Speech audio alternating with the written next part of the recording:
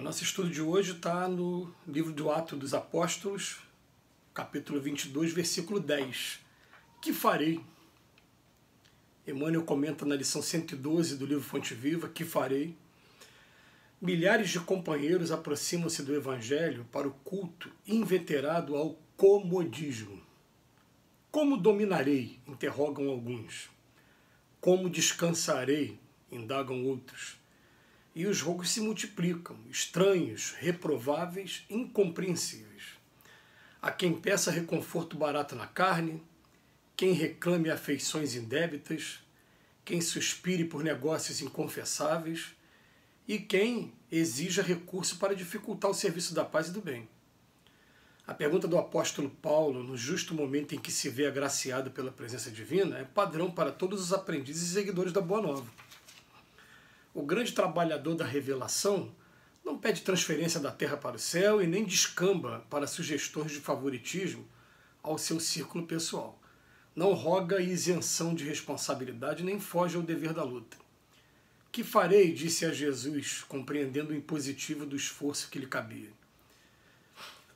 E o mestre determina que o companheiro se levante para a sementeira de luz e de amor através do próprio sacrifício. Se foste chamado à fé, não recorras ao divino orientador suplicando privilégios e benefícios que justifiquem tua permanência na estagnação espiritual. Procuremos com o Senhor o serviço que a sua infinita bondade nos reserva e caminharemos vitoriosos para a sublime renovação. Mais uma vez, Emmanuel vem chamar a nossa atenção para a maneira como a gente deve se portar perante o serviço que a gente tem a fazer. Que o comentário que ele faz é uma crítica que é impressionante, é uma crítica que ela serve de carapuça mesmo para muitos de nós, porque a gente se aproxima do Evangelho buscando o comodismo. A gente não quer sair do nosso comodismo, da zona de conforto. A gente quer continuar na nossa zona de conforto, né? Então ele bota assim, ó, primeiro, como dominarei? Eu quero dominar, quero descansar. Gente, é uma tendência normal, né? Que você vê até assim nos ciclos profissionais. As pessoas, o que elas querem? Elas querem ganhar muito dinheiro e ter o maior número de descanso possível. Querem trabalhar pouco e ganhar muito, né? Esse é o sonho, acho que de quase a unanimidade dos habitantes aqui da Terra. Todo mundo não pensa que o trabalho está dignificando, que o comodismo pode estar fazendo a gente atrofiar um monte de embriões de virtudes que a gente vem desenvolvendo. Não pensa nisso, né? Então ele vem falar para a gente, né? Os rogos se multiplicam, estranhos, reprováveis, incompreensíveis. Olha, eu só faço determinada tarefa se for assim, assim, assado. Só se for do meu jeito. Se não for do meu jeito, eu não quero fazer nada. Né? E as pessoas começam a pedir, olha, há quem peça reconforto barato na carne. Olha só que coisa, né? Há quem reclame afeições indébitas. Né? O que ele chama de afeições indébitas? Né? A gente faz a nossa interpretação por aí, a gente sabe muito bem o que é. Né? Quem suspire por negócios inconfessáveis e quem exija recursos para dificultar o serviço da paz e do bem. E ele vem falar para a gente, ó, quando aconteceu com Paulo de Tarso, porque esse episódio que está aqui no Atos dos Apóstolos é justamente no momento em que Paulo está se dirigindo a Damasco, na perseguição de cristãos, e no meio do caminho ele tem aquela visão do Mestre Jesus, ele fica cego durante 3 dias, tamanha a luz, mas uma cegueira que a gente já teve oportunidade em outros momentos de fazer esse comentário, é uma cegueira diferente, porque ele foi envolvido pelo magnetismo do amor do Cristo. Porque se uma pessoa é minha inimiga, né, como Cristo até aquele momento era o inimigo, e deixa você cego, é motivo de você ficar com mais ódio ainda. Mas nesse caso foi diferente, porque o Cristo envolveu Paulo, tirou Paulo do corpo, mostrou um monte de coisa para ele, e quando ele volta a si, ele fala assim, tá bom, o que queres que eu faça? O que eu farei? O que farei? Ele fala, ó, entra na cidade, procura um senhor chamado Ananias, que ele vai resolver o seu problema agora imediato. Né? E o que acontece? Paulo de Tarso, ele em momento nenhum ele quis privilégio por ele ser fariseu, né? Você vê que teve alguns momentos no apostolado do Paulo que ele usou a prerrogativa que ele tinha, sim, mas usou porque ele queria ir para Roma. Então tem um momento que ele ia sendo condenado, ele fala, eu apelo para o César.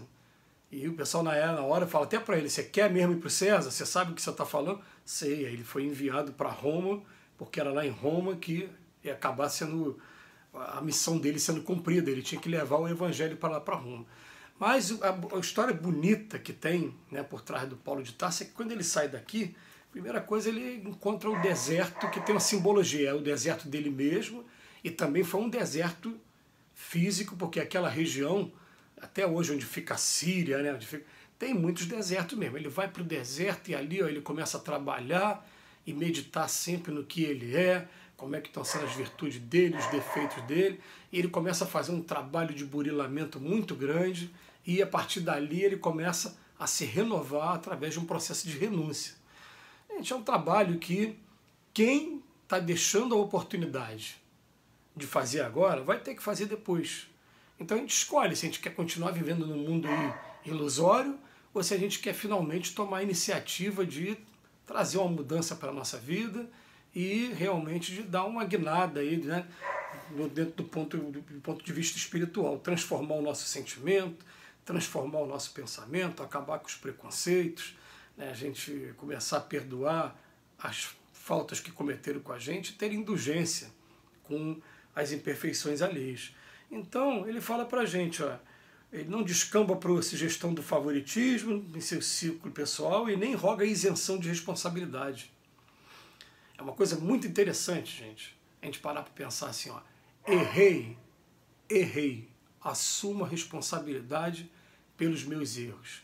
Quero corrigir os meus erros. O que está ao meu alcance agora para corrigir, eu vou tentar corrigir, mas a gente sabe que tem erros que não ficam ao nosso alcance, né?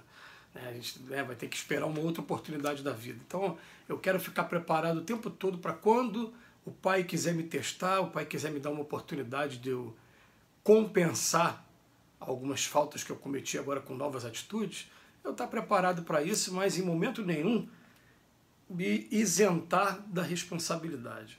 Então ele pergunta, ó, que farei? Ele disse a Jesus compreendendo o impositivo do esforço. Eu reconheço, eu tenho que mudar. Eu sou dessa maneira ainda, eu tenho que trabalhar aqui o meu íntimo e me transformar numa outra pessoa.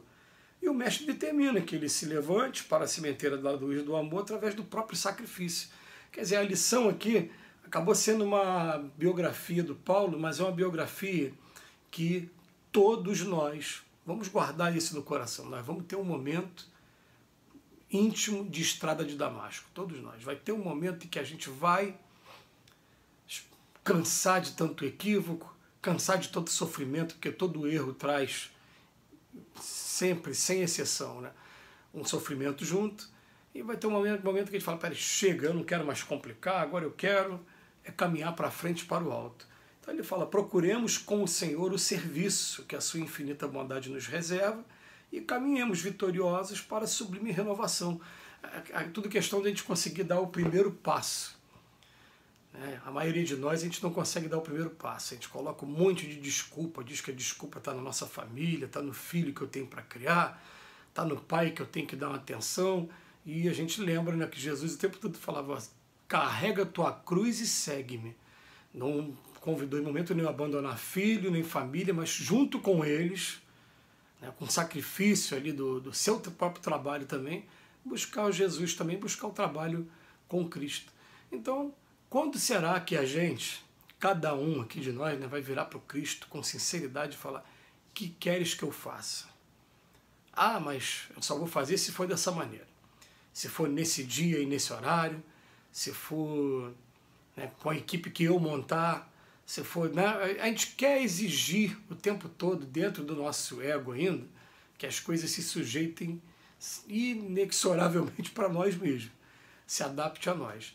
Mas está na hora da gente começar a falar, é isso que eu tenho, é essa equipe que eu tenho, são esses trabalhadores que eu tenho, são esses amigos que eu tenho, é essa ferramenta que o Pai está colocando na minha mão para eu dar início à minha jornada. Que Jesus nos abençoe agora e sempre.